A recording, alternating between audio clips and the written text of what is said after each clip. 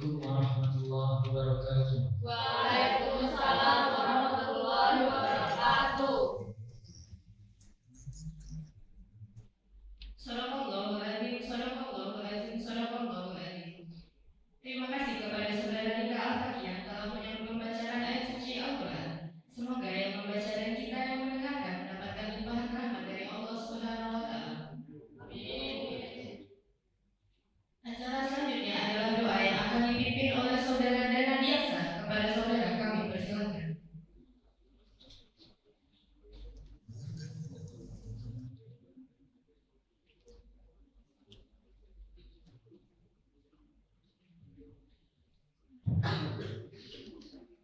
Assalamualaikum warahmatullahi wabarakatuh.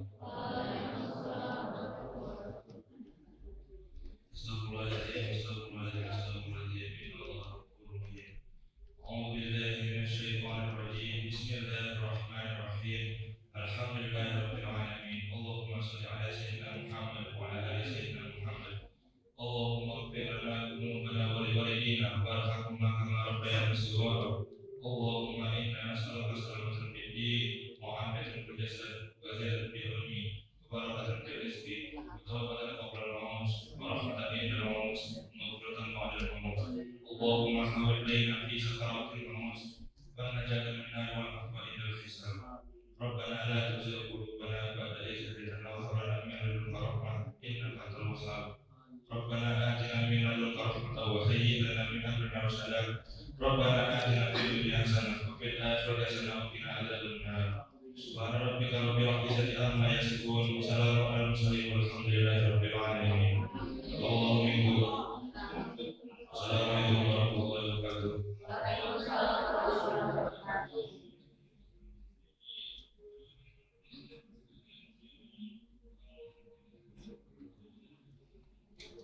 Terima kasih kepada saudara Dana Diaksa yang telah memimpin doa pada kegiatan malam ini.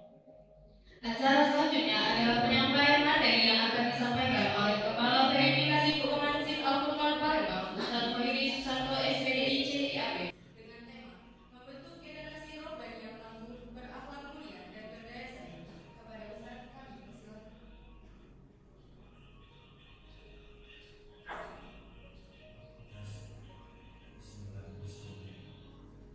Ini mohon maaf cek dulu ya, cek sound dulu ya.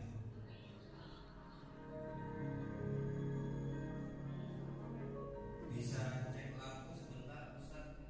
Kalau mati semua gimana? Ya cek aja, cek aja. Yang luar nggak usah. Gitu ya. Ya. Kalau yang ini Ustaz, ini aja yang ini dulu Ustaz. Yang depan saja.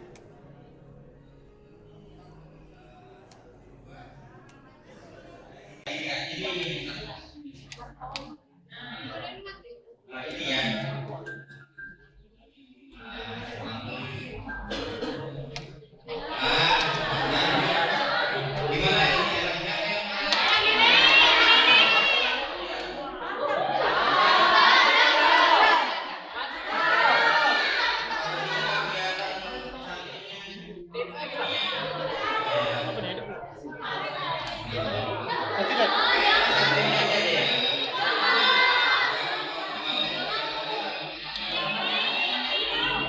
Silap kayaknya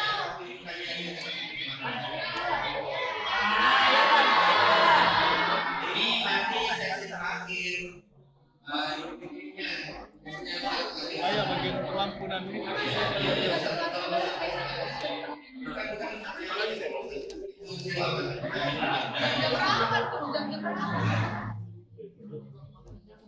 Bismillahirrahmanirrahim.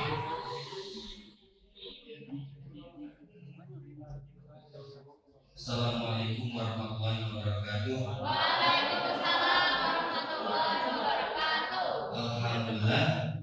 Alhamdulillahirabbil alamin. Wassalatu wassalamu ala asrofil anbiya'i wal mursalin wa ala alihi wa sahbihi ajma'in. Amma ba'du. Yang saya hormati Ustaz Usman Fitriansa selaku Kepala Sekolah dan seluruh jajarannya, wakil-wakilnya, Kemudian yang saya hormati seluruh ustadz dan bunda sebagai guru, sebagai murabi, sebagai dai, sebagai ustadz dan ustazah, bagi anak-anak sekalian yang senantiasa dengan kesabaran mendidik, ya, menasehati, membimbing kalian semua. Mudah-mudahan di sini semua menjadi anak yang soleh dan solehah. Semua jadi anak yang rayo-rayo, sukses usahanya, sukses profesinya, terus galau-galau masuk surga. Ya. Anak-anak sekalian, hari ini, malam ini, Ustadz ingin mengajak anak-anak untuk mempunyai semangat juang. Karena setelah di SMA IT Al-Furqan ini selesai, anak-anak akan berjuang lebih tinggi lagi untuk bisa masuk ke perguruan tinggi favoritnya masing-masing. Ya, jadi kita bisa belajar tentang sejarah orang-orang Islam terdahulu yang spektakuler hebat ini. Di antaranya adalah perjuangan siapa? Muhammad Al-Fatih. Di sini ada ya Ustaznya ya. Ustaz Fatih mana? Oh iya. Namanya siapa? Muhammad Al-Fatih juga ya?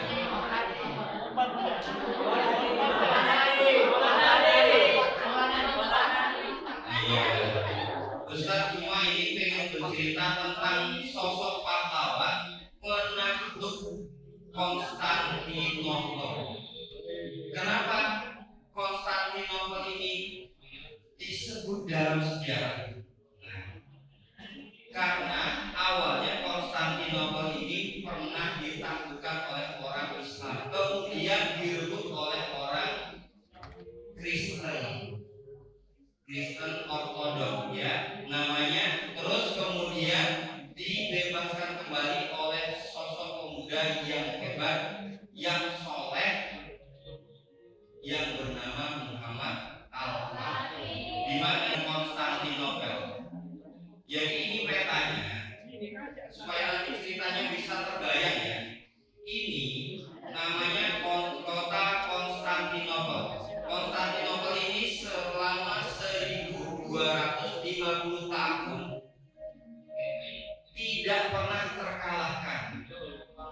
1250 tahun ini temboknya itu lapis 3. Yang pertama ada parit sungai yang luasnya 10 meter, dalamnya juga 8 meter.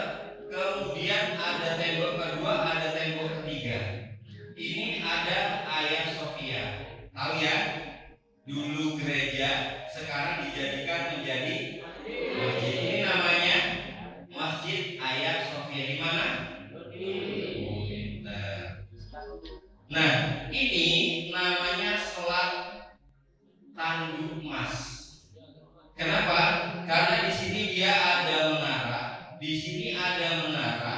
Terus yang hitam ini adalah rantai baja yang sangat besar, yang selama 1250 tahun rantai ini tidak putus untuk menghalau ketika ada pasukan musuh masuk ke sini nggak bisa, dia akan terhalang oleh rantai ini.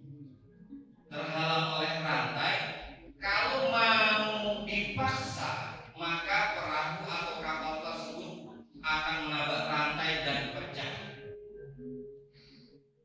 Nah, di sini namanya ada Bukit Galata. Bukit Galata itu, Bukit Galata di sini tingginya 60 meter. Kalau masjid ini di bawah misalnya 3 meter atau 4 meter lah, di atas 4 meter baru 8 meter. Masjid ini tingginya 8 meter, sama hubungan mungkin bisa jadi 12 meter. Bukit ini tingginya 60 meter dan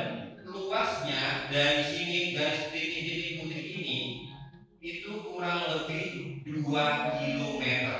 Jadi kalau jaraknya dari sini sampai kurang lebih di rumah sakit Fatimah, jauhnya, ya. Oke, dilanjut. Di sini ada tembok. Berapa tingkat? Berapa lapis tadi? 3 lapis. Di sini ada tembok. Berapa lapis? 3 lapis. Dan di sini adalah air laut. Laut ini ombaknya besar. Jadi kalau ada kapal musuh yang menyerang dari sini, dia sulit. Oke, ini peta yang Ustaz ingin jelaskan. Dan di sini ada armada-armada atau kapal-kapal dari Kekaisaran Romawi yang hebat juga, punya meriam-meriam yang hebat juga. Kita lanjut. Kita film berikut.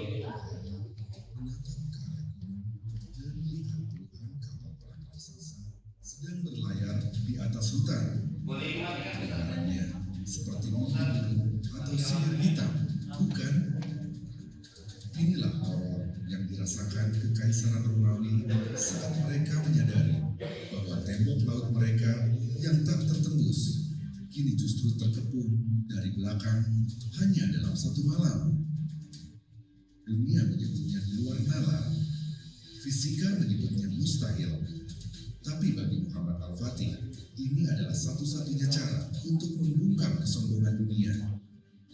Jangan berkedip sedikit pun, karena di video ini, Lentera Dunia akan membongkar detik-detik paling menegangkan dari operasi militer paling epik dalam sejarah. Bagaimana 70 kapal dipindahkan lewat gunung, dan mengapa rahasia ini baru terungkap sekarang? Simak kisahnya sampai detik terakhir.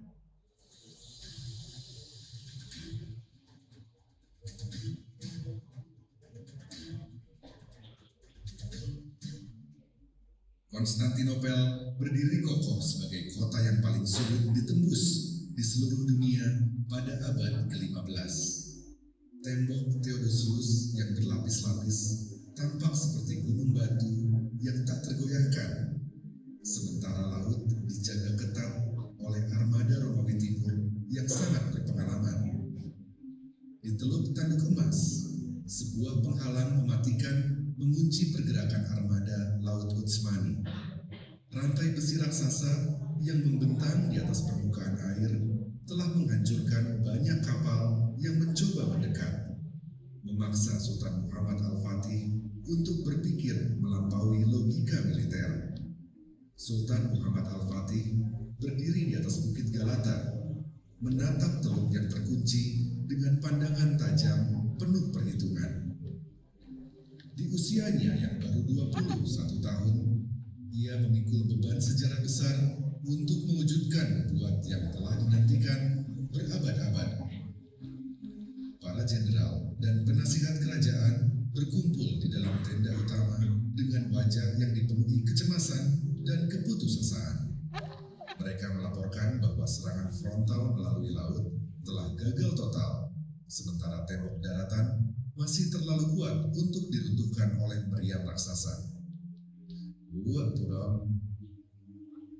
Dalam keheningan malam yang dingin, Sultan tiba-tiba mendobrak meja dan mengutarakan sebuah rencana yang terdengar gila bagi semua orang. Jika laut tidak bisa dilalui karena rantai besi, maka ia memerintahkan seluruh armada kapalnya untuk berjalan lewat daratan. Kita tidak akan menunggu rantai itu dibuka, tapi kita akan melompati gunung untuk menyerang mereka dari belakang. Tegas Sultan kepada para bawahannya yang tertegun diam. Rencana ini membutuhkan kecepatan, ribuan tenaga manusia, dan keberanian yang hampir menyerupai kegilaan. Logika perang pada saat itu menyatakan bahwa kapal laut hanya bisa bergerak di atas air yang dalam. Memindahkan kapal perang berukuran raksasa melalui bukit yang curam dianggap sebagai bunuh diri, massal, yang hanya akan menghancurkan armada mereka sendiri. Namun, Al-Fatih bukanlah pemimpin yang bisa dihentikan oleh keraguan orang lain atau hukum fisika yang kaku. Ia segera memerintahkan pengumpulan ribuan batang kayu pohon zaitun dan lemak hewan dalam jumlah masif dari seluruh wilayah kekuasaan yang ia pimpin. Jalur rahasia sepanjang beberapa kilometer mulai dibangun di atas bukit, membelah hutan, dan semak belukar dalam kerahasiaan total yang mencekam. Ribuan pekerja bekerja tanpa henti di bawah kegelapan malam agar gerakan mereka tidak terdeteksi oleh intelijen Romawi. Malam itu, persiapan raksasa telah selesai dan dunia akan segera menyaksikan sebuah atraksi militer yang paling mengejutkan sepanjang masa. Sultan Muhammad Al-Fatih telah menyiapkan panggung bagi mukjizat strategi yang akan meruntuhkan kesombongan tembok besar Kekaisaran Romawi Timur.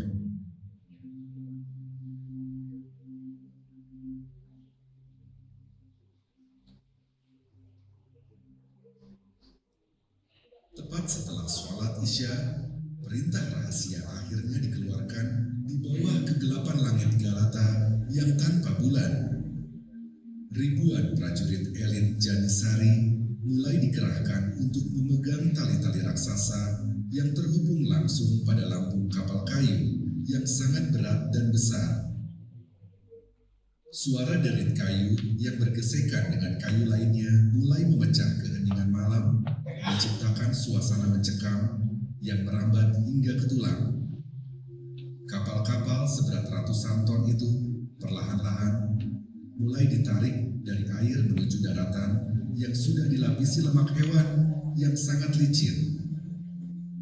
Sultan Muhammad Al-Fatih menunggangi kuda putihnya di garis depan, memantau setiap inci pergerakan kapal dengan ketelitian seorang arsitek jenius. Beliau terus memberikan semangat kepada para prajuritnya bahwa setiap langkah kaki mereka adalah langkah menuju kemenangan yang dijanjikan oleh sang nabi. Ribuan lembu jantan yang kuat dikerahkan untuk membantu tarikan manusia. Otot-otot hewan itu tampak menegap hebat di bawah beban yang tidak masuk akal. Dan teriakan penyemangat beradu dengan suara angin malam menciptakan simfoni dan luar biasa. Kapal-kapal itu tidak ditarik dalam keadaan kosong. Sultan memerintahkan layar-layar tetap dikembangkan seolah-olah mereka sedang mengarungi lautan daratan yang curam. Para pemusik milik ribuan prajurit yang menarik tali. Tanjakan perbukitan Galata sangatlah curam, membuat beberapa kapal hampir merosot kembali dan mengancam nyawa ribuan orang di bawahnya. Namun, dengan koordinasi yang sangat sempurna, para pekerja segera mengganjal kayu-kayu besar di belakang lunas kapal untuk menahan beban gravitasi yang sangat mematikan. Keringat dan darah bercampur menjadi satu di atas jalur kayu yang licin itu saat para prajurit terus berjuang melawan hukum alam demi sebuah visi besar. Tidak ada kata menyerah dalam kamus mereka, karena mereka tahu bahwa kegagalan malam ini berarti kehancuran bagi seluruh harapan umat Islam. Di kejauhan, para penjaga tembok Konstantinopel mulai melihat kilatan cahaya obor yang bergerak aneh di atas perbukitan yang gelap gulita. Mereka tidak pernah membayangkan bahwa ribuan musuh mereka sedang melakukan operasi militer yang akan mengubah peta kekuatan dunia hanya dalam semalam.